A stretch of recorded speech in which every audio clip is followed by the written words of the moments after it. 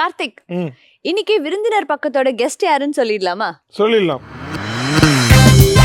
பல திரைப்படங்களில் வித்தியாசமான கதாபாத்திரங்களில் நடித்து வரும் குணச்சித்திர நடிகர் சிவவேலவன் அவர்களே இன்றைய நம் விருந்தினர். Let's welcome actor சிவவேலவன்.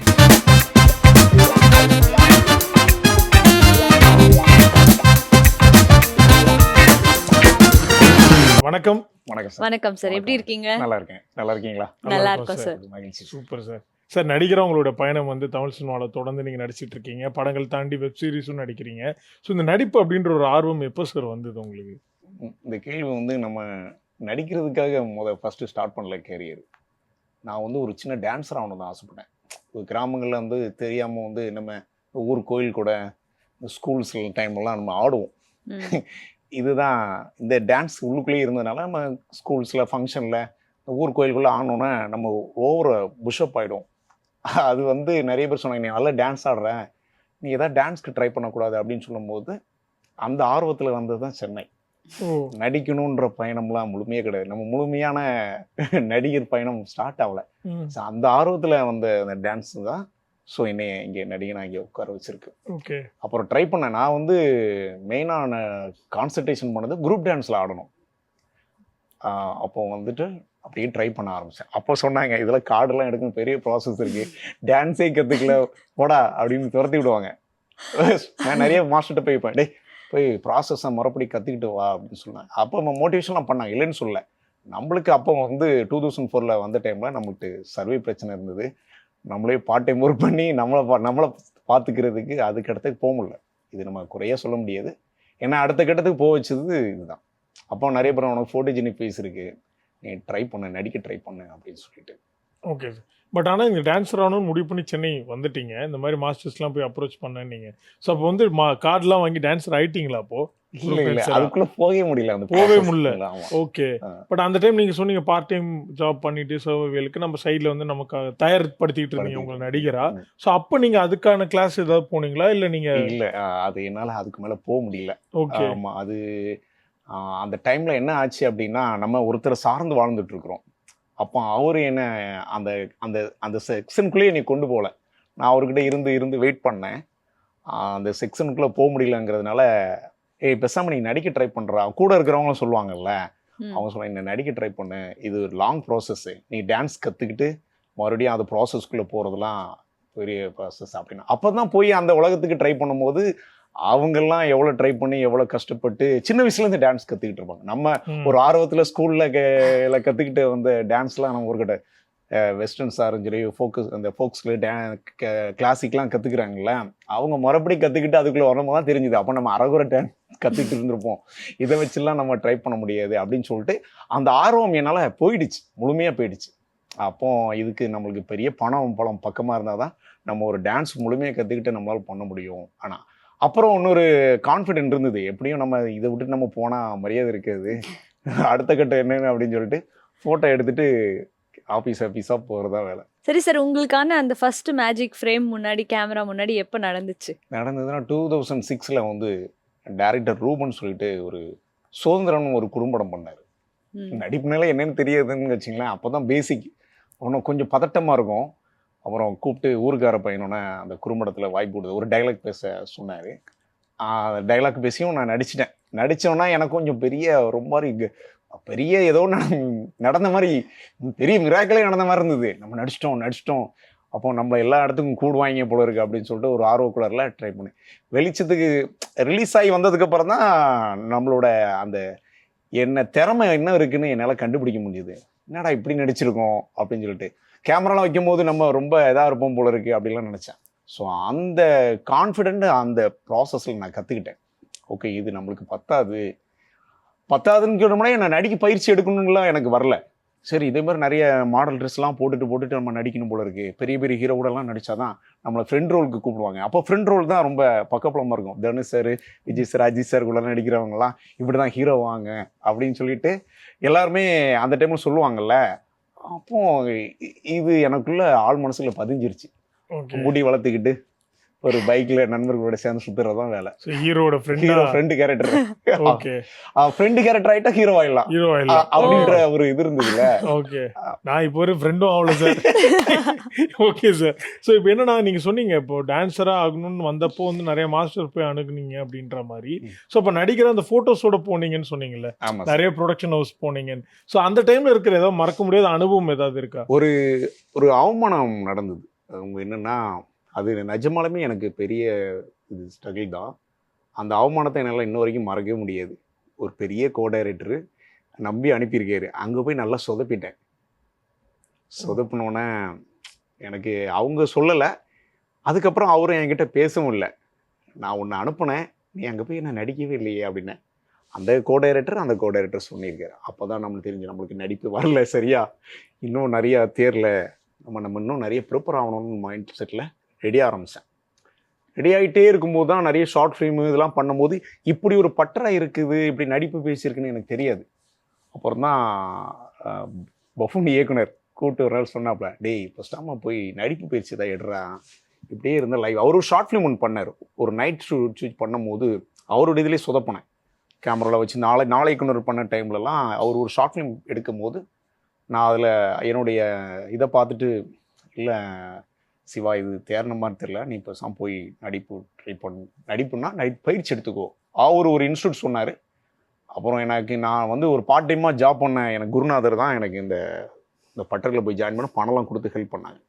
அப்போ நான் வந்து டீ பிஸ்னஸ் நான் பண்ணிகிட்டு இருந்தேன். டீ பிஸ்னஸ்னால் பார்ட் டைம் ஜாப் மாதிரி பண்ணிகிட்டு இருந்தேன்.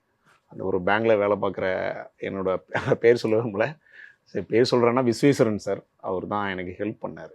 சரி போய் படுறா அப்படின்னு சொல்லிட்டு அதில் கற்றுக்கிட்டது தான் என்னைய நிறையா இதாகிடுச்சு. அப்புறம் இது இது இது இல்லாமல் இன்னொரு விஷயம் நடந்தது. நண்பர்கள் படம் பார்ப்பாங்க. நிறைய படம் பார்க்கும்போது அப்ரோச் பண்ணும்போது ஒரு நண்பர் சொல்லுவார், உலக சினிமா பாரு அப்படின்ட்டு. நான் அந்த 2006 உலக சினிமா பைத்தியமாக மாறினேன். அதுதான் என்ன இந்த இடத்துல உட்கார வச்சிருக்கு. மாசத்துக்கு எப்படியும் குறைஞ்சது ஒரு 40 படம் பார்ப்பேன். மாசத்துக்கு உலக சினிமா 40 படம் பார்க்குற கேரக்டர். 40 படம் பார்ப்பேன்னா சில படங்களை ஒரு வாட்டி 3 வாட்டி கூட பார்ப்பேன். இப்போ இதில் தேவை அப்படின்னு சொல்லிட்டு என்னமோ தெரியாது. நம்மளுக்கு இங்கிலீஷ்னா பெரிய ஆளுமைலாம் திறமெல்லாம் கிடையாது. அண்டர்ஸ்டாண்ட் பண்ணுறதுக்குலாம் சப்டைட்டில் போட்டால் நம்மளுக்கு அது ஒரு நாலேஜ் இருக்கும். ஆனால் இருந்தாலுமே அதை ஃபோக்கஸ் பண்ணி திருப்பி போட்டு கொரியன்ஸு, உலக cinema, US movie, French, Italy இப்படிலாம் நிறையா இருக்கும். நம்ம அம்பத்தூர், பாரிஸு நிறைய கடைகள்லாம் பிடிச்சி வச்சுருப்பேன். ரொம்ப சீப் அண்ட் பெஸ்ட் போட்டு 12 ரூபா 10 ரூபான்னு போட்டு கொடுப்பாங்க. எங்கெல்லாம் படம் கிடைக்கிட்டு இருக்கும் அப்படின்னு அதை வாங்கி பார்க்கறது தான் வேலை. அது பயங்கர வீட்டு ஃபுல்லா இப்பவும் இருக்கு. டிவிடி ஃபுல்லா அப்படியே கலெக்ட் பண்ணது எல்லாமே அப்படியே வச்சிருக்கேன். ஓகே, அது உங்களுடைய நடிப்பு பயணத்துக்கு செல்ஃப் நீங்க லேர்ன் பண்ண பயங்கர லேர்னிங்.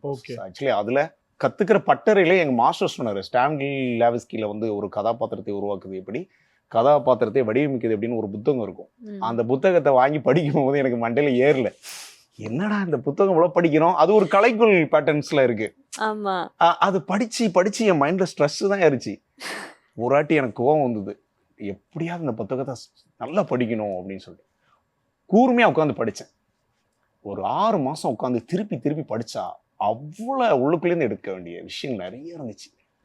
அவ்வளோ எழுதி உட்காந்து ஒர்க் ஷாப் பண்ணுறதுக்காக என்ன இதை எப்படி அதுக்குள்ளேருந்து ஒர்க் ஷாப் எடுக்கிறதுக்கான நடிப்பு பயிற்சி எடுக்கிறதுக்கான வேரியேஷன் அப்படி இருக்கும். அதுலேருந்து எடுத்து தான் நான் ஒரு ஆக்டிங் ட்ரெயினர் இருக்க உள்ள சூட்சம் எனக்கு கிடைச்சிச்சு. அப்புறம் உலக சினிமா பார்க்கும்போது கேரக்டர்ஸ்லாம் நிறைய கிடைக்கும்ல. ஸோ அதே மாதிரி நம்ம பார்க்குற உலகம் கதாபாத்திரம், எனக்காக தேடின கதாபாத்திரம், இதெல்லாம் எனக்கு அங்கே பயிற்சி காலத்தில் நான் ப்ராக்டிஸ் பண்ணுறதுக்கும் சொல்லிக் கொடுக்கறதுக்குமே எனக்கு ரொம்ப சாதுரியமாக இருந்துச்சு. அண்ட் சார், நீங்கள் வந்துட்டு சொன்னீங்கல்ல, நான் பட்டறையில் வந்து ட்ரெயின் ஆனேன், கொஞ்ச நாள் வந்து ஒருத்தங்கிட்ட ட்ரெயின் ஆனேன் அப்படின்னு நீங்கள் சொன்னீங்கல்ல. ஸோ நீங்கள் ஒரு ஆக்டராக நான் நடிக்கணும்னு ஆரம்பித்ததுக்கும் ஒரு ட்ரெயின் ஆனதுக்கு அப்புறமா உங்ககிட்ட நீங்கள் ஒரு ஆக்டராக பார்த்த சேஞ்சஸ் எல்லாம் என்னென்ன? ஃபஸ்ட்டு வந்து நம்ம ஒரு ட்ராமா பட்டறையில் போய் நம்ம வந்து எங்கள் மாஸ்டர் வந்து சொல்லிக் கொடுக்கும்போது அந்த டைலாக்களோட டூரேஷன்லாம் பார்த்தீங்கன்னா 15 நிமிஷம் 20 நிமிஷம் ப்ளே இருக்கும். அந்த பிளேயில் நம்மளுக்கு எப்படி பாடி லாங்குவேஜ் எடுக்குன்னு தெரியாது. அது வந்து ஒரு இலக்கண ரீதியாக டைலாக்ஸ்லாம் இருக்கும். அதை நிறுத்தி நிதானமாக பேசுகிற உளரும் வாயெல்லாம் பதட்டமாக இருக்கும். ஸ்டேஜில் நின்னாலே ஒரு பதட்டம் இருக்கும். அப்போ என் கூட இருக்கிற நண்பர்கள்லாம் இப்போ ஒரு சில பேர் ஹீரோ ஆகிட்டாங்க. ம். நாங்கள் ஒரு 18 பேர். அவங்கெல்லாம் கான்ஃபிடென்ட்டாக பண்ணும்போது எனக்கு பயங்கர கான்ஃபிடென்ட். எல்லாம் ஏன் ஏஜ் கேட்டகரியில் தான் இருப்பாங்க, ஹைட் வெயிட்டாக இருப்பாங்க. அவங்கள பார்த்து நான் எப்படியாவது நான் பண்ணணும் ஒரு வெறி இருக்கும்ல. ஸோ இவங்ககிட்ட இருந்து ஆனால் எங்கள் மாஸ்டர் எடுக்கிறது வந்து ஃபுல்லாக ட்ராமா தான். ஆனால் ஒவ்வொரு சீக்வன்ஸையும் வேற லெவல் இருக்கும். இன்டர்னலாக போய் எடுப்பார். அதை நான் டைரியில் டெய்லி நோட்ஸ் பண்ணுவேன். நானும் என்னோட நண்பன் பிரதீப்னு இருக்காப்புல, அவரும் ஆக்டர் தான், ஹீரோவாக நிறைய படங்கள் பண்ணிட்டு இருக்காப்புல. அவனும் நானும் எழுதுவோம், உட்காந்து எழுதி எழுதுவோம். அது அவரும் மாஸ்டரும் நாங்கள் நைட் ஆனால் புத்தகத்தை பற்றியும் உலக சினிமா பற்றியும் பேசுவார் எங்கள் மாஸ்டர். நான் இந்த படம் பார்த்தேன் மாஸ்டர், இந்த படம் பார்த்தேன் அப்படின்னு சொல்லிட்டு. ஸோ அப்போ வந்து எனக்கு இது பேச நான் அங்கே ப்ராக்டிஸ் பண்ணேன். நான் அங்கே வளர ஆரம்பிக்கிறேன். டயலாக் பேசுகிறேன், நாடகத்தில் பார்ட்டிசிபேட் பண்ணி சிங்கிளாகவே ஓரளவு எல்லா ப்ளே பண்ணுறதுக்கான டயலாக் படித்தோன்னா 11 நிமிஷம்னா பயப்பட மாட்டேன். ஸோ ஒரு 2 மாதம் 3 மாதம் போகுது. ரொம்ப ஸ்டெமினா என்னால் ஃபீல் பண்ண முடியுது. ஓகே, இதுதான் உலகம், இதை ட்ராமாவை நம்ம கற்றுக்கிட்டா கேமரா போய் நடிச்சிடலான் இருந்தது. ஆனால் அங்கேயும் உடஞ்சிருச்சு. ட்ராமா கற்றுக்கிட்டு போய் கேமராவில் எப்படி நடிக்குதா? இந்த பாடியில் எங்கேஜுக்கும் அவங்க கொடுக்குற கலைகள் டைலாக்கும் யதார்த்தமான டைலாக் தான் கொடுப்பாங்க. நம்ம இப்படி தான் நிற்போம் அந்த டிராமா ஸ்டேஜில் நின்ன மாதிரி கம்பீரமா. அவரால் கேட்டாரு, டேய் என்னடா உன்னை போய் நடிக்க வச்சா டிராமா ஆக்டிங்லாம் நடிக்கிற? ஐயோ வரமாட்டேது, உடம்பு லூஸ் பண்ணுன்றாரு. அதுவும் எனக்கு ஒரு வாட்டி நல்லாவே இல்லைன்ட்டு கேமராமேன் என்னை வந்து ஒரு படத்துல கூட்டு போய் நடிக்க வச்சாரு. நீ பண்ணது நல்லாவே இல்லை, அந்த படம் ரிலீஸ் ஆகலன்னு வச்சிங்களேன். அப்புறம் அப்பவும் யோசிச்சேன், அதனால கொஞ்சம் ஹாப்பி ஆயிட்டேன். இல்ல அது நம்மளுக்கு ஒரு என்னடா இப்படி சொல்றாரு அப்படின்னு சொல்லிட்டு நான் அதை வெளியில வந்து உடைக்கிறதுக்கு கலைகள் இந்த மாதிரி ப்ராக்டிஸ் பண்ணி இந்த ட்ராமாவில் உள்ளவங்க எப்பவுமே தோற்று போக மாட்டாங்க. அது ஒரு லேர்னிங் ப்ராசஸாக இருக்கும். இங்கே உள்ள நம்ம கற்றுக்கிற ப்ராசஸாக இருக்கும். நம்ம இன்னும் முழுமையாக கற்றுக்கணும்னு சொல்லிட்டு நிறைய மனிதர்களை பார்க்க ஆரம்பிச்சிட்டே இருந்தேன். டெய்லி வருவேன், இந்த கதாபாத்திரம்னு சொல்லிட்டு ஆயிரக்கணக்கான இன்னமும் எழுதிட்டு தான் இருக்கேன். நிறைய கேரக்டர் புதுசாக எங்கெல்லாம் பார்க்குறோமோ அதை பார்த்து நான் எடுத்துக்குவேன். அவங்களோட வாக் ஸ்டைல்ஸு என் கிளாஸில் ரொம்ப நியூட்ரலாகவே இருக்கும். கிளாஸ் உலகத்தை பற்றி கிளாஸில் கேரக்டரை பற்றியே போனேன். அடுத்த கட்டம் தான் நான் அப்படி எடுப்பேன், டோன் உடைப்பேன். ஸோ இது இருக்கும்போது எனக்கு ரொம்ப ஒர்க் அவுட் ஆச்சு. ஸோ நம்ம முழுமையான கண்டிப்பாக ஒரு பெர்ஃபார்மன்ஸ் ஆக்டர் ஆகிறதுக்கு இது நம்மளுக்கு முழுமையாக இருக்கும் அப்படின்னு சொல்லிட்டு ஒரு கான்ஃபிடென்ட் வந்தது. ஓகே, உங்களுக்கு பிடிச்ச ரைட்டரா யார் சார்? எனக்கு நிறைய புக்ஸ் படிச்சிருக்கீங்க. இல்லை, நான் அவ்வளோ ஒரு ஆர்த்தர் புத்தகம்னா நான் வந்து ஹீரா ராஜநாராயண் இருக்கார்ல, அவரோட கோவலபுரத்து மக்கள் படிச்சிருக்கேன். அதுக்கப்புறம் நான் படித்ததெல்லாம் நாவல்ஸ் தான் அதிகமாக. பட்டுக்கோட்டை கல்யாண சுந்தரனார், அப்புறம் இந்த கண்ணதாசன் ஐயாவோட புத்தகம், ஜெயகாந்தன் ஐயாவோட புத்தகம், இந்த மாதிரி செலக்டிவான ஒரு புத்தகம் படிச்சிருப்பேன்.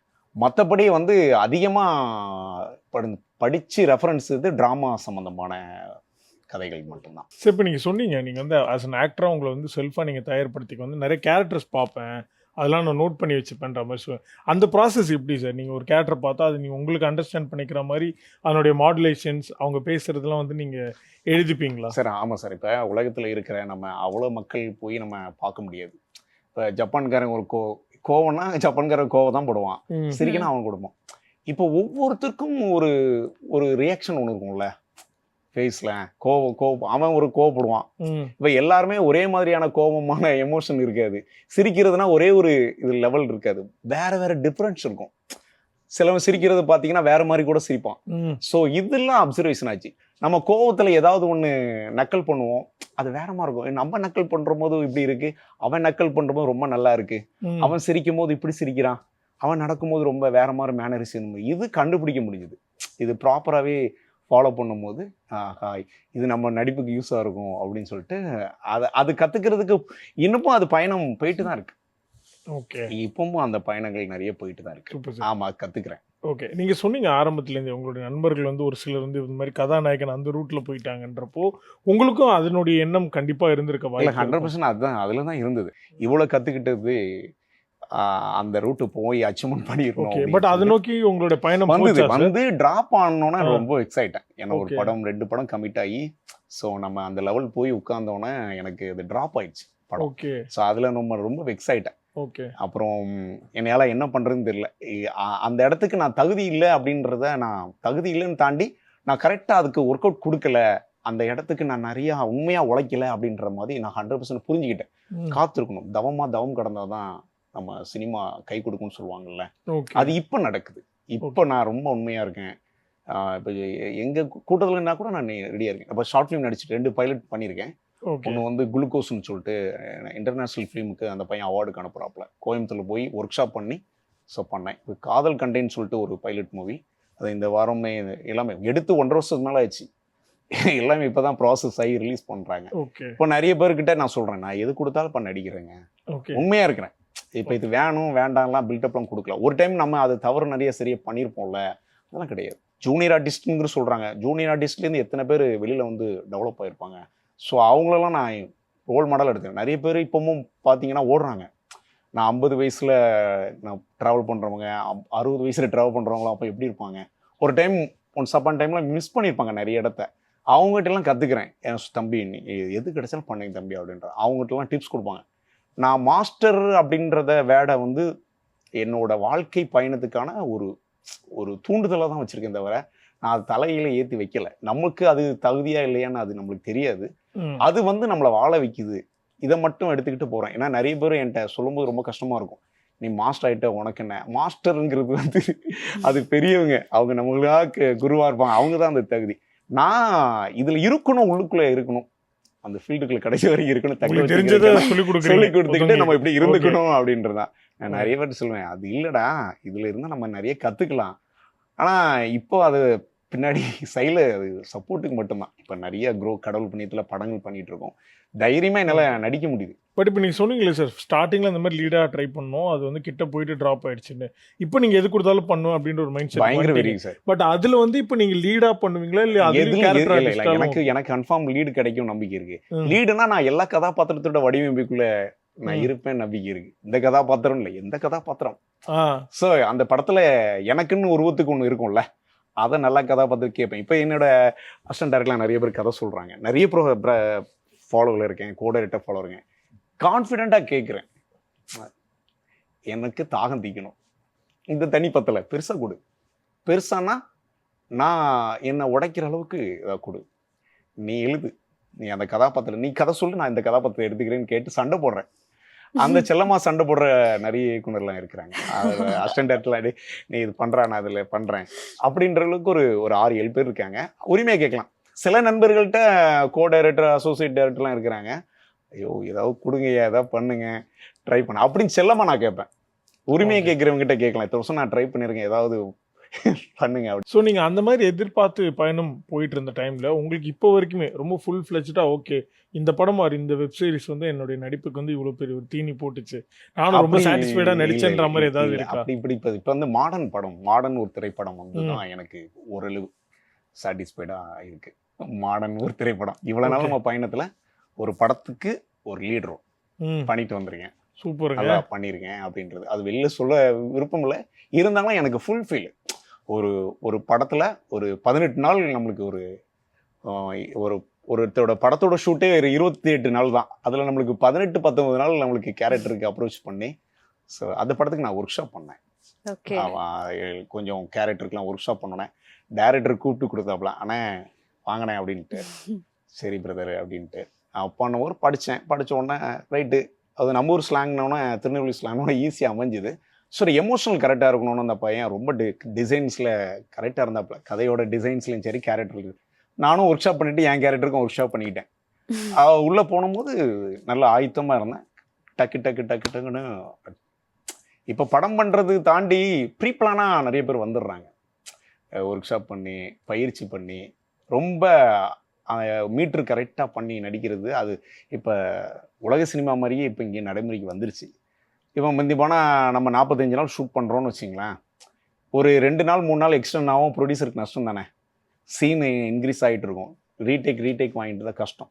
இப்போ அந்த நடிப்பு பயிற்சியில் உள்ளவங்க வீட்டிலே இல்லை ஏதாவது ஒர்க் ஷாப் ஒரு இடத்துல டைரக்டர் கூட உட்காந்து பண்ணிவிட்டு வந்துடுறாங்க. வந்தோன்னா ப்ரீ பிளான் ஷூட்டிங் ஸ்பாட் ரொம்ப கேஷுவலாக அடிக்கிறாங்க. இல்லை சார் இப்படி மாற்றுங்க, இப்படி மாட்டுங்க, அவ்வளோதான். இப்போ எனக்கெல்லாம் டைரக்டர் அவ்வளோதான் சொன்னார், ஆனால் இப்படி பண்ணுங்கன்னு இப்படி. ஸோ இவ்வளோதான் அங்கே நடந்தது.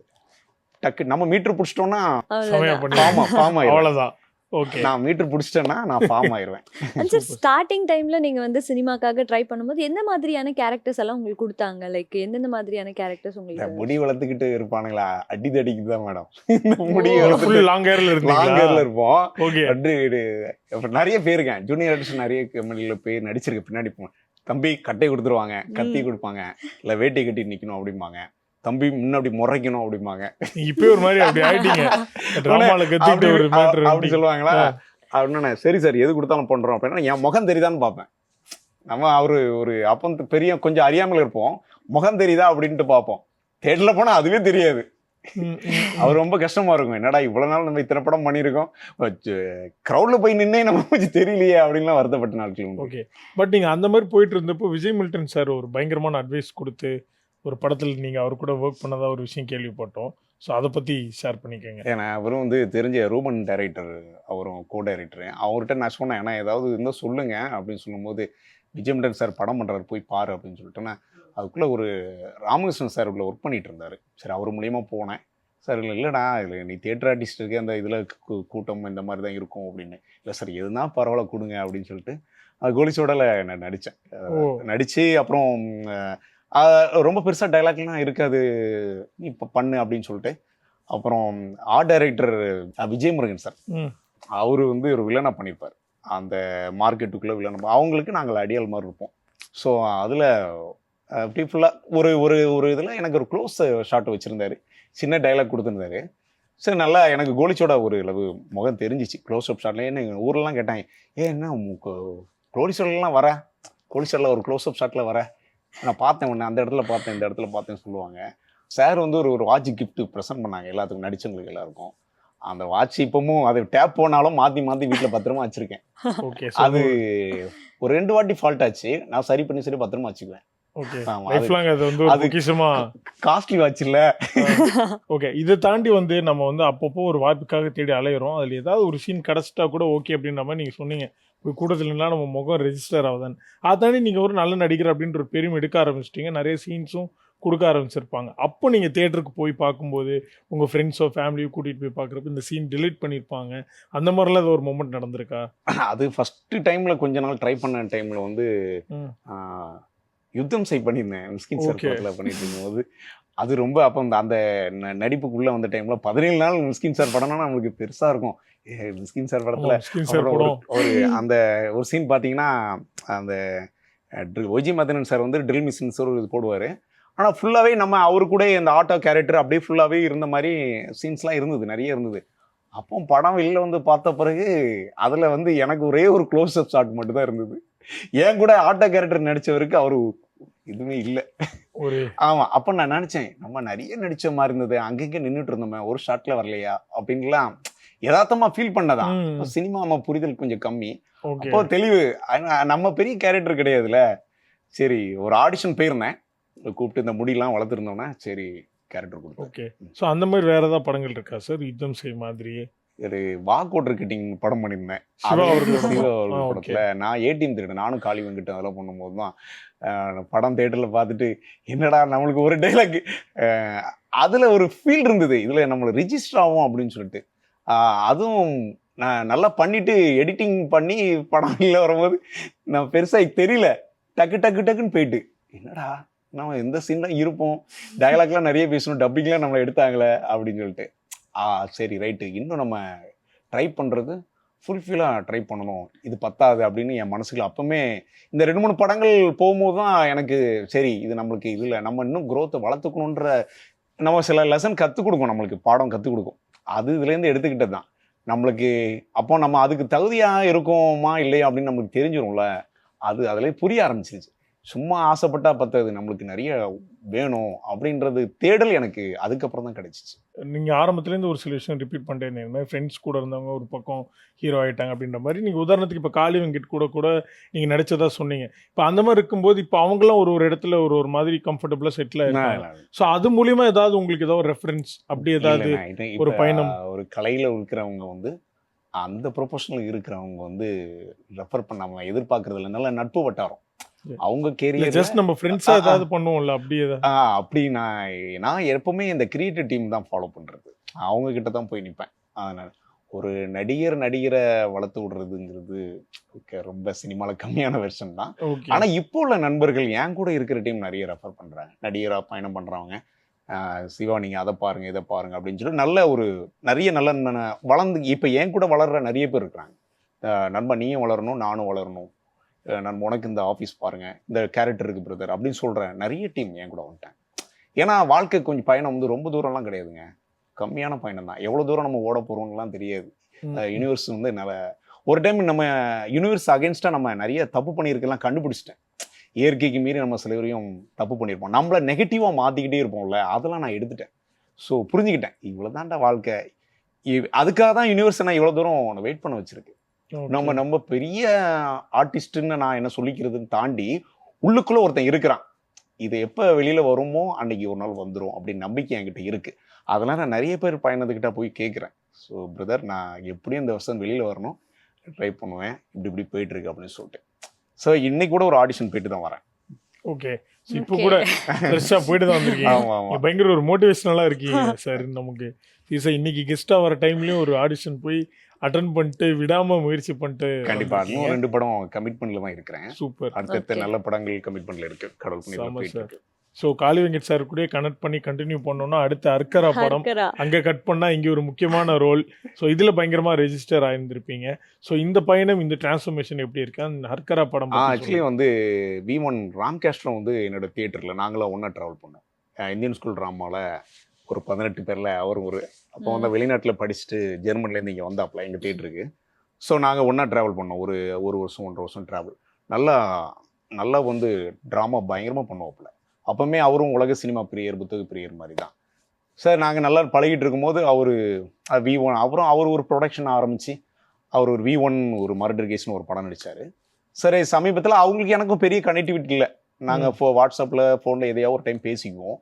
அப்புறம் வந்து இந்த ஃபஸ்ட்டு வந்து படம் பண்ணாங்க. இந்த அர்க்கராங்கிற படம் வந்து ஓட்டத்தூதுவன் வச்சுருந்தாங்க.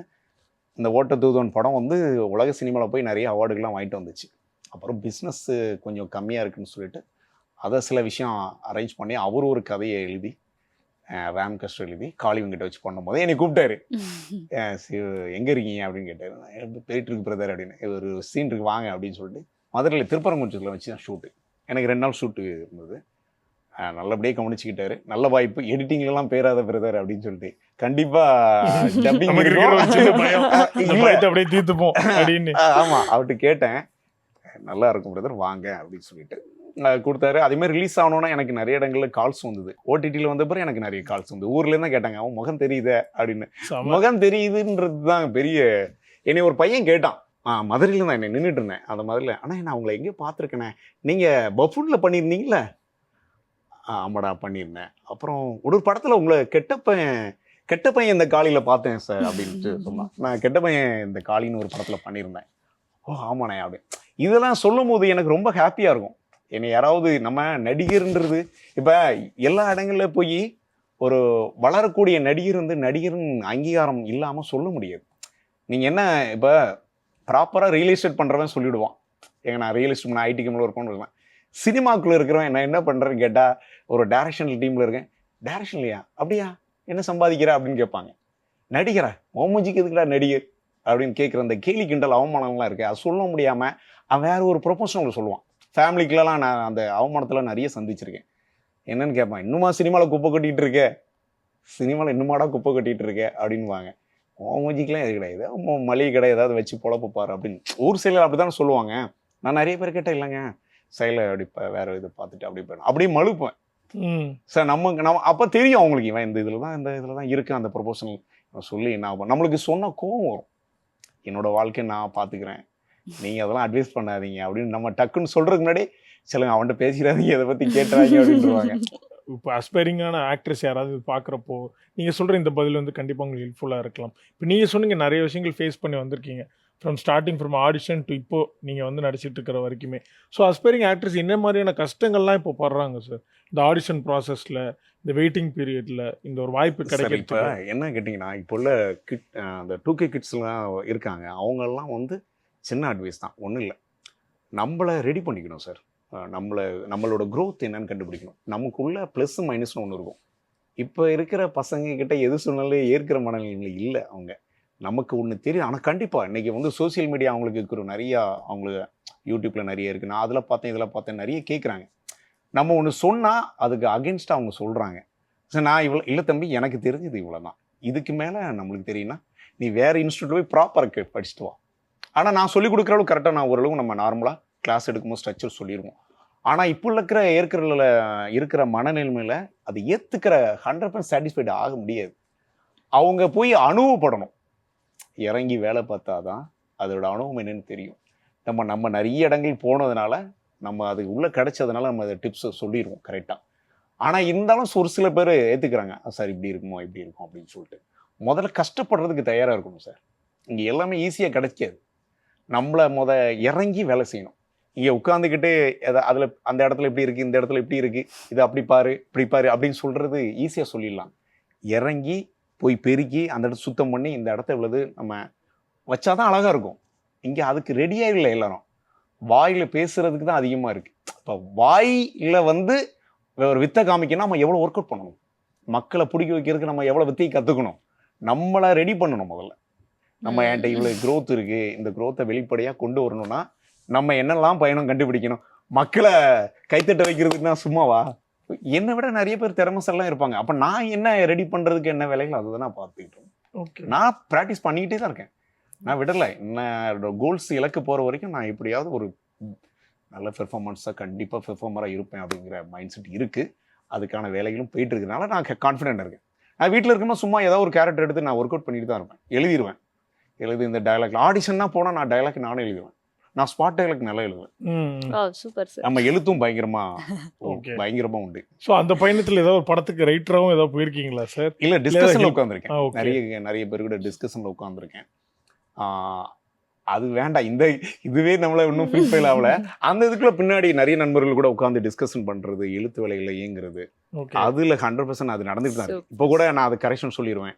இந்த கேரக்டர் இப்படி பண்ணாதீங்க பிரதர், இதை இப்படி டிசைன் பண்ணுங்க, இந்த கேரக்டர் மக்கள்கிட்ட போய் சேராது அப்படின்னு ஒரு பவுண்டட் ஸ்கிரிப்ட் படிச்சோன்னு சொல்லுவோம். இந்த கேரக்டர் இப்படி தப்பா இருக்கு, இது ஃபுல்ஃபில் ஆகல, இந்த செகண்ட் ஹாஃப் இப்படி மாத்துங்க அப்படின்லாம் சொல்ற அளவுக்கு கடவுள் நம்மளுக்கு ஏதோ ஒரு கிரியேட்டிவ் கொடுத்துருக்காரு. ஓகே, பட் ஆனால் டேரக்டராக வாய்ப்புகள் என்னைக்காவது இருக்கா? இது நான் என்னோட இலக்கு அடைஞ்சது வரும். கண்டிப்பாக அதை ட்ரை பண்ணுவேன். ஏன்னா வந்து நான் ஒரு செவத்திய தாத்தா சைக்கிள்னு சொல்லிட்டு ஒரு பைலட் மூவி ஒன்று பண்ணியிருந்தேன். அது இன்னும் வெளியில் வரல. அது ஒரு கன்னடாவில் ஒரு அவார்டு ஒன்று வாங்கி கொடுத்துச்சு. அது 2020 பண்ணி இது பெரிய இதாக இருந்தது. 32.15 நிமிஷம் ஒரு பைலட் மூவியே நம்மளால் வியாபாரம் பண்ண முடியல. ஸோ அந்த வியாபாரத்துக்கு போகல. அது சரியா எல்லாரும் கம்மியாக எடுத்திருந்தானா பிரதர், நீங்கள் கம்மியாக எடுத்திருந்தானா அப்படிலாம் சொல்லும்போது ரொம்ப வருத்தமாக இருந்தது. சரி ஏதோ பண்ணியாச்சு, நம்மளுக்கெல்லாம் ரொம்பலாம் ஆசைப்படக்கூடாது போல இருக்கு அப்படின்னு சொல்லிட்டு. அப்போ என் மனைவி சொன்னான், அடுத்தவங்களா ஏன் விடாதீங்க, ஏங்க பேசிட்டு உங்களுக்குள்ள என்ன இருக்கு?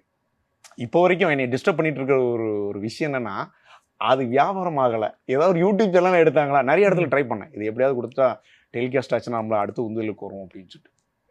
இப்போ இன்னும் கொஞ்ச நாளில் இன்னொரு சின்ன ஒரு குறும்படம் ஒன்று இயக்க போகிறேன், அதுவும் போயிட்டுருக்கு. ஆனால் என் ஒய்ஃப் தான் மோட்டிவேஷன் எனக்கு. அப்போ என்னடா நம்ம ஒரு குறும்படம் இயக்கி ஒரு ஷார்ட் ஃபிலிம் பண்ணியிருக்கோம், அதுவே வியாபாரம், அப்போ நம்ம எதில் ஒருத்து அப்படின்னு நமக்குள்ள ஒரு கேள்வி இருக்கும்ல. அப்போ என்னன்னா இதுக்குள்ள இந்த சினிமாவை இன்னும் ப்ராப்பராக கற்றுக்க வச்சுது. நம்ம ஒரு பெரிய திரைப்படம் இயக்க போகிறோம்னு வச்சிங்களேன், அப்போ எவ்வளோ பெரிய ப்ராசஸ்ஸு, எவ்வளோ பெரிய பிஸ்னஸ். இன்னைக்கு படம் எடுக்கிறது பிரச்சனை இல்லை, வியாபாரம்னு ஒன்று உலகம் இருக்குது, மக்களுக்கு பிடிக்கணும். நம்ம கதை பண்ணிட்டு நிறைய பேர்கிட்ட கதை பண்ணி வச்சுருப்பாங்களா, அவங்ககிட்ட போய் ஒரு சொன்னால் கதை பண்ணுறது பிரச்சனை இல்லை பிரதர், கோடான கோடி மக்களுக்கு போய் ரீச் ஆகும். நீ கதை பண்ணி எத்தனை படங்கள் வீட்டில் வச்சுருக்குறாங்க, படம் வெளியில் வரமா, அது மக்களுக்கோட போய் கொண்டு போய் பிஸ்னஸ் வியாபார உத்தின்னு ஒன்று இருக்குது, அதை கொண்டு போகிறதுக்கான அதையும் கற்றுக்கணும். அது பெரிய உலகம். அதை நண்பர்கள்ட்ட சேர்ந்து அங்கங்கே அப்படி கொஞ்சம் கொஞ்சமாக கற்றுக்கலாம். ஓகே, ஸோ இப்போ நீங்கள் சொல்லும்போது ரொம்ப ஸ்வீட்டாக இருக்கும் உங்கள் ஒய்ஃபோடைய சப்போர்ட் எந்த அளவுக்கு இருக்குன்னு. ஸோ இந்த பயணத்தில் அவங்களுடைய சப்போர்ட் இந்த மாதிரி நேரங்களில் மோட்டிவேஷனலாக இருக்குது. இப்போ நிறைய பேர் இந்த சினிமா நிலை பொண்ணு கொடுக்க மாட்டாங்க. ஃபஸ்ட்டு எனக்கு ஒரு திருநெல்வேலி பக்கம், எனக்கு தூத்துக்குடி மாவட்டம் ஆசிரியது, அவங்களுக்கு களக்காடு ஒரு பாஸ்கர் நானன்னு சொல்லிட்டு அந்த திலகர் படத்தில் நடிச்சிட்டு இருக்கும்போது அறிமுகமானாங்க. அவங்க தான் என்னை கூப்பிட்டு போய் கல்யாணம் பண்ணுறா அப்படின்னு. எனக்கு எவன் பொண்ணு தருவான், சொந்தக்காரங்களே நம்மளை இவன் சினிமாவில் இருக்கேன் எப்படிங்க உனக்கு பொண்ணு கொடுக்குறது அப்படின்ற மாதிரி கேள்வியில் அவரு கூப்பிட்டு வச்சு எனக்கு ஒரு நல்ல பொண்ணாக பார்த்து கல்யாணம் பண்ண அவங்க இப்போ வரைக்கும் எனக்கு மோட்டிவேஷனாக இருக்காங்க. கல்யாணம் முடிஞ்சு ஒரு 6 வருஷம் ஆகுது எனக்கு. பயங்கர இப்போ Super, மட்டும் பயங்கர சாஃப்டா பேசுறீங்க. இவ்வளோ நேரம் ஒரு மாதிரி ஜாலியா பேசிட்டு இருந்தீங்க. ஓகே. ஸோ இந்த நேரத்தில் நீங்கள் சொன்னீங்களே அந்த ஒரு பைலட் ஃபிலிம் எடுத்தோம், அட்லீஸ்ட் ஒரு யூடியூப் சேனலாவது எங்கேயாவது யாராவது வாங்கி போட்டால் கரெக்டாக இருக்கும்னு.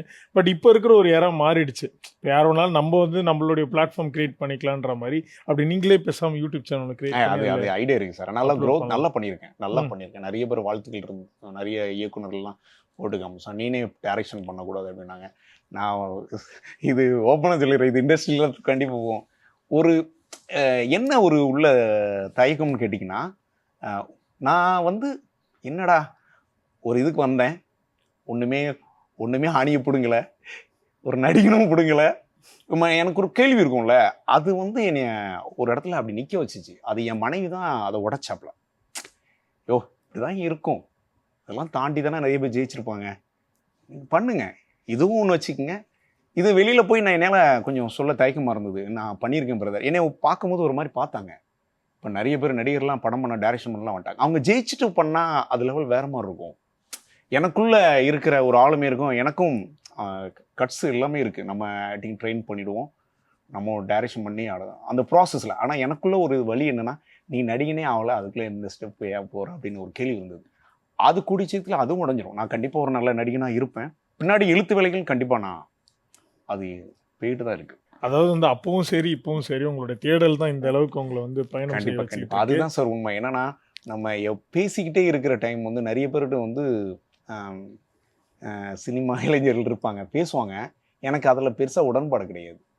டீ கடையில் உட்காந்து மணிக்கணக்காக உட்காந்து பேசுகிறேன். இப்போ வந்து என்னென்னா நடிப்பு தேடுறதுக்கு மட்டும் டீ கடையில் போய் நின்றுட்டு பேசுவேன். இது ஆடிஷன் போயிட்டேன் பிரதர், ஃபாலோ பண்ணுற இயக்குனர் மட்டும் நான் போய் பார்ப்பேன், பேசுவேன்.